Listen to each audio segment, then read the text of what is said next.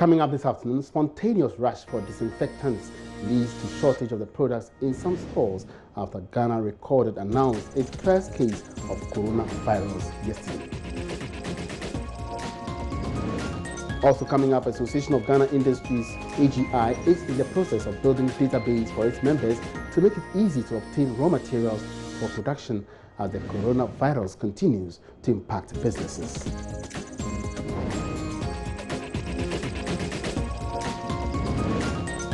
Plus, Ghana Chamber of Technology reacts to Bank of Ghana's extension of the deadline for mobile money operations and fintech companies to meet the central bank's minimum capital requirement.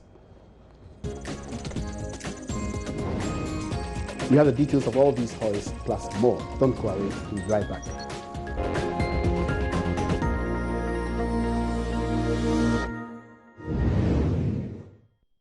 Thank you very much for making a date with me today on the marketplace. We want to be very heavy on the coronavirus outbreak today as Ghana recalls its first case. Now, there are some reports of a shortage of sanitizers and alcohol wraps after the health minister announced that Ghana has recorded 2 coronavirus cases. When we first spoke with the head of brand development and activation at FMCG company PZ Cousins, Hafsa Rimanta Ata, last Wednesday, she noted that PZ Cousins had the capacity to supply disinfectants such as hand sanitizers within the next few months. Let's recap exactly what she told us last Wednesday. What we recognize is that Ghanaians still think it's far away, a lot of people, and so they're yet to get into the actual habits on a day-to-day basis of using an alcohol-based hand rub or sanitizer as is. But that's growing, and we expect it to grow. About how supply has been, we do take it from a shared source, which is in Indonesia, and currently, because the rest of the world equally takes it from there, Europe, UK also pick from the same source, we are struggling to get enough. But whatever we have in here, we believe that for the next couple of months, whilst it's still an issue of concern, it should be able to meet the needs of our consumers, and so we're able to restock. So there's no problem on that side. We have a stock build-up, but we need people to get into the habit of using the hand rub sanitizer. Well, so that was the assurance from Hafsa Atta last Wednesday when we spoke to her. Let's get on the phone lines now and speak with her again to give us an update of the situation. Good afternoon, Hafsa. Welcome to the marketplace. Hello, good afternoon, and thank you very much for having me. All right, so unfortunately, Ghana recorded its first case of the coronavirus yesterday. Has it led to any spontaneous buy? Has it led to a shortage at your outfits? Well, in fact, soon after the conversation we had last week, we realized a significant spike in purchases. I have been on the phone, I have been with different people at different times, and the stock has, as we speak, run out.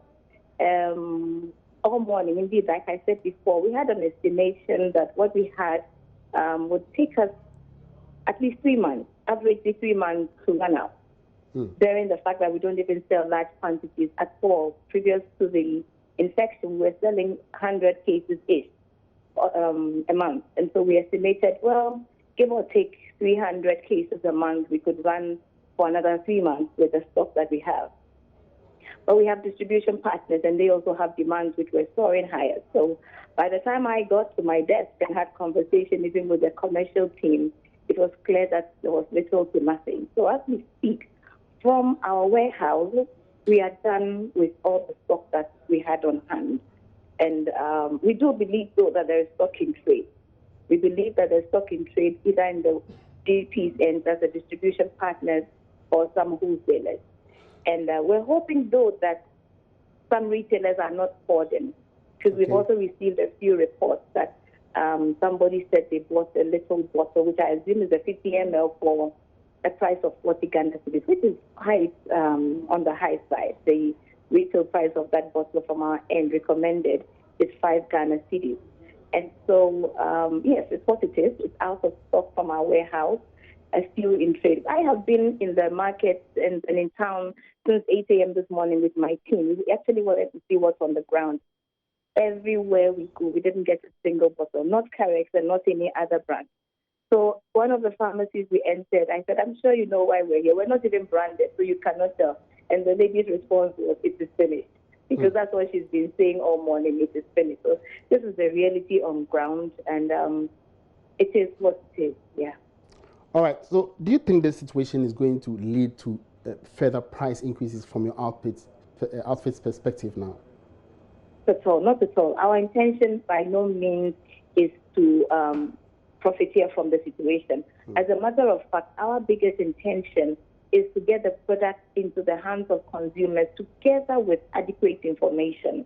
And that's why we started some level of activities. This morning, our team was at the toll booth, the Kaswa toll booth, sending out handbills and selling together, because the two must go hand in hand. So in terms of pricing, it will not come from us. It may be from the market, but definitely not from our side. All right. And when you hope to restock? So as I said in my earlier interview, that's a challenge, and now I cannot answer because until we are given confirmation, we have plans actually to air freight if we can, because it's a situation that is quite desperate. But we would have to be told that the stocks are available to pick. And the last we got might take us another month or two before production is made for Ghana, because they have other markets to satisfy who had already put in, because they saw the pandemic in a more severe situation sooner enough. And so they have put in their orders. And once we have a single supply source, it's created a bit of a lag. And that's what unfortunately is going to affect us going forward. Thank you very much, Hafsa, for that update. Hafsa Rimanta Ata is a head of brand development and activation at PC Cousins. Meanwhile, the IMF says the current shutdown of its office in Ghana is to test the capacity to manage the coronavirus outbreak.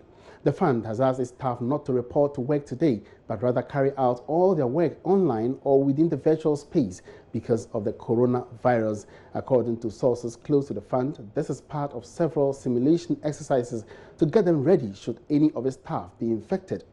Joy Business understands that as of now, all activities are being done online or through the virtual platforms. The source adds that this will ensure that operations in the country do not grind to a halt should the coronavirus get out of hand, thereby hitting their operations.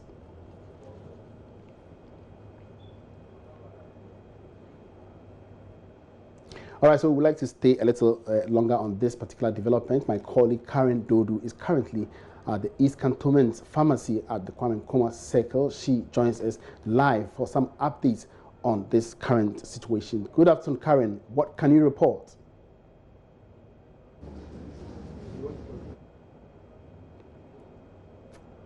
All right, so we're still trying to reach out to Karen Dodu, who is actually at the East Cantonment Pharmacy, also known as ECP, at the Kwame Nkrumah Circle, where earlier she told me that there is currently a shortage of disinfectants at that particular pharmacy shop, as well as other pharmacy shops in the country. We're still trying to reach out with her. Karen, if you can hear me, what can you report currently? Hello? Yes, Karen Dodu, what is the situation there now?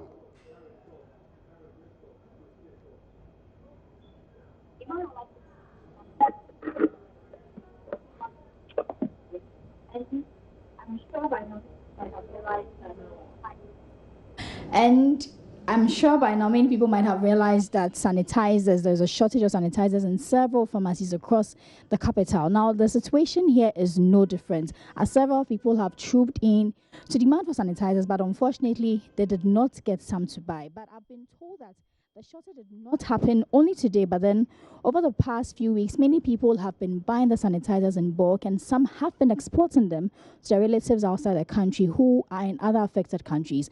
So we're going to speak to them and then find out which other products are on high demand and whether or not they have stock to meet the demand of customers. So I'm here with Isaac Annan, and he's on the pharmacist here. Hello, Isaac. Hi. So first of all, tell me, you initially mentioned that the sanitizers, you didn't run out of sanitizers because of the cases recorded in Ghana, right? Yeah. Cases in China and other foreign countries like Turkey, Italy, and some foreign nationals and Ghanaian nationals that have family there and friends there, because there were some shortages in those countries, I am made to understand. So they came by to buy them in their numbers, in boxes, in packs, and then they sent them away. But over the last 24 hours, that's from yesterday to today, it's been over the top, because I don't know if it's even because of the minister's announcement, but before then, that's a few hours before then, people started rushing in. And as you know, we run a 24-hour service. So in the middle of the night, we had the rush, and everyone was either asking for hand sanitizers, nose masks, gloves, rubbing alcohol, etc. And so currently, which of these items do you have in stock? So just a few minutes ago, we ran out of the rubbing alcohol as well. And we had to move to methylated spirits as well, because that's the next best thing in people's minds. So we've also run out of that. And as you can tell, a number of people are in queues asking about it. If it's not the hand sanitizer, it's the nose mask or the gloves. Do many people are scared we're going to see price hikes when it comes to these particular products and demand? Does your company intend to do something like that? Are you going to leverage on this? The word is not leverage, because as it is now, we also want to satisfy the customers. So we are going through extreme conditions to get them. So of course, the prices are going to change, because if we are importing it and we're getting it express, then it means that the prices are going to change. But we are not marking it up more than the profit, our normal profit margins. What we are doing is we are using our same markups. So it's what we are going to, the prices we are going to get from our suppliers that we are going to use. I understand there are some people that have hoarded it till now and are using the craze to hike their prices, but we are not doing that. Yes. Okay. So in place of all these you've mentioned, what can people do to keep themselves safe, to protect themselves? What I've always told my clients is, even before the hand sanitizers, their first gold option is to wash their hands with soap and running water. That is the golden standard. It's in the absence of that that we fall on the hand sanitizers and the rubbing alcohol, etc. Because mind you, the sanitizers do not do 100% cleansing. You only get 99.99, and there's always that 0.001 that will end up multiplying and causing the trouble. So yeah, so just, there's no need to panic. Just wash your hands more often than you usually do, and more thoroughly, and then pay attention to your personal hygiene, and then who is next to you. That's all. But do you know how soon we'll see you restocking when it comes to sanitizers and the other essentials? So like I told you, our warehouse is doing the impossible to get it on our shelves. So whatever it takes, they're doing today our phones has been ringing off the hook from customers and from our warehouse as to how to go about this. So I'm pretty sure by the end of the day we'll have stocks back on the shelf. Okay, thank you. And Emmanuel, before we go, I want to speak to some of the customers who came, particularly the ones who were disappointed. They came here to buy some of the sanitizers, but unfortunately they did not get some. So I have two young men here. Hello. Hi. You were here to buy some sanitizers. Is it for personal use, or what were you buying them for? Company use. Yeah, majority of people, corporate use. Yeah, that is the company I'm working with needs the alcoholic one aspect. Yeah. And is this the first pharmacy you visited and gotten this bad news? I think this is the third one. Yeah. And the other pharmacies, what did they tell you? Did they give you assurance that you get some soon? They didn't give us any assurance. They just give us the next option, maybe the next company I can go to. That's why you have to be here, ECP. Yeah. So now that you're not getting some, what's the next alternative for you? I'm sure you are aware of the safety precautions. What do you intend to do? Okay, the company needs it for the doorpost of the building, so that the clients, when they come in and out, they don't transfer the disease to the people. So maybe you can use the hand sanitizers as our next option. Okay. If I should go. So there you had Emmanuel. There are several customers like this here to buy sanitizers, to buy latex gloves, and it looks like people are just trying to take precautionary measures. People are aware, they know what to do, but they just want to take precautionary measures and then also keep themselves safe should there be any more outbreaks or should there be any more cases recorded. So the shortage is on, but then the customers here are also anxious, waiting to get more. And the traders here are telling us that they are hoping by the close of day, they will get more and then they can restock and then satisfy their customers.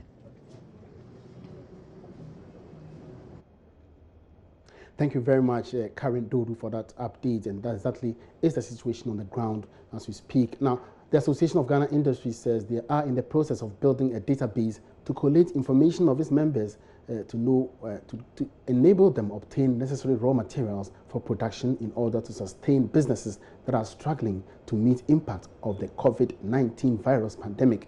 CEO of the AGI, Seth Tumakwaba, urged businesses to also adopt digital platforms for management to market their products.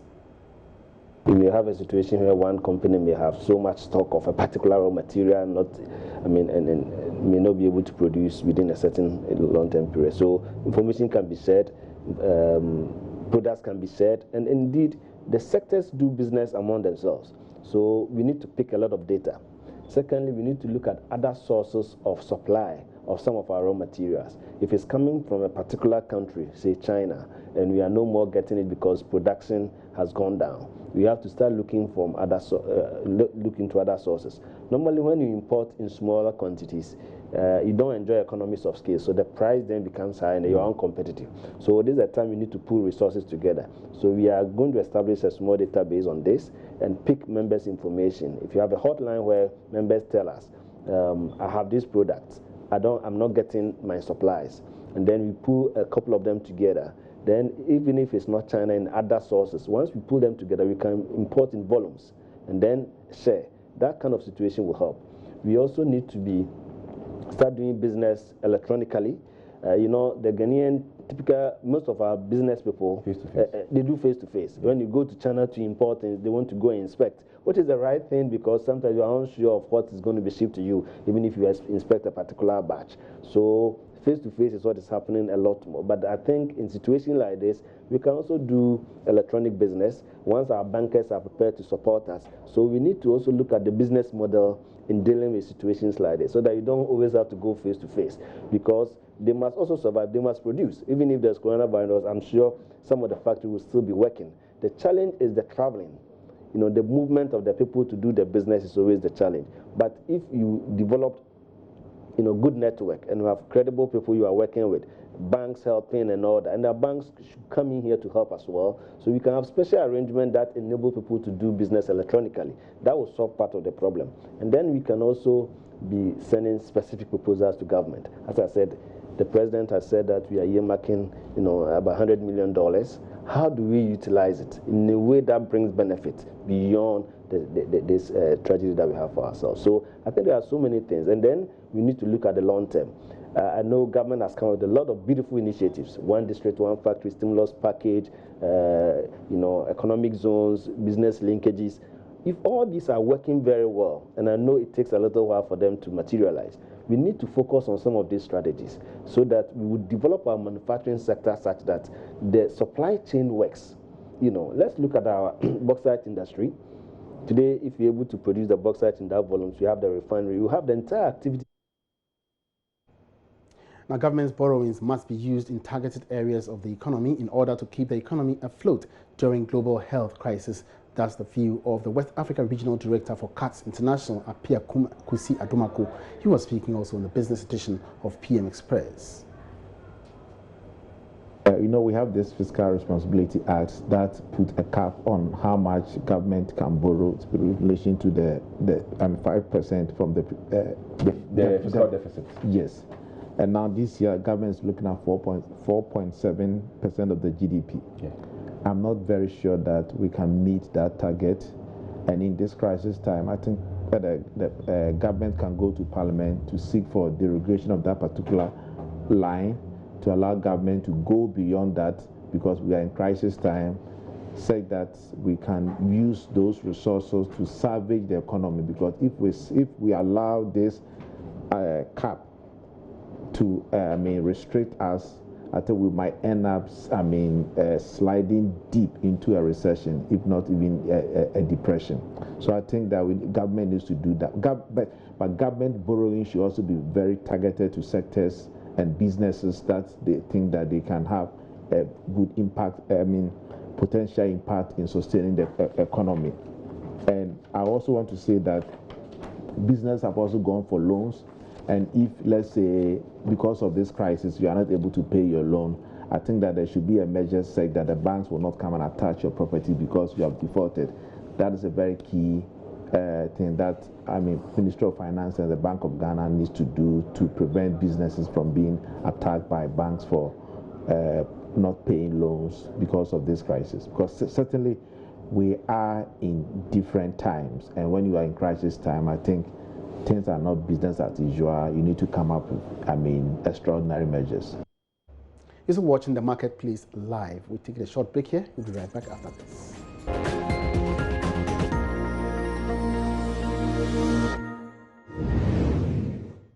Thanks for staying. Welcome back. The Bank of Ghana earlier this week agreed with stakeholders to extend the deadline for mobile money operators and financial technology companies to meet their minimum capital requirements from June to December 2020.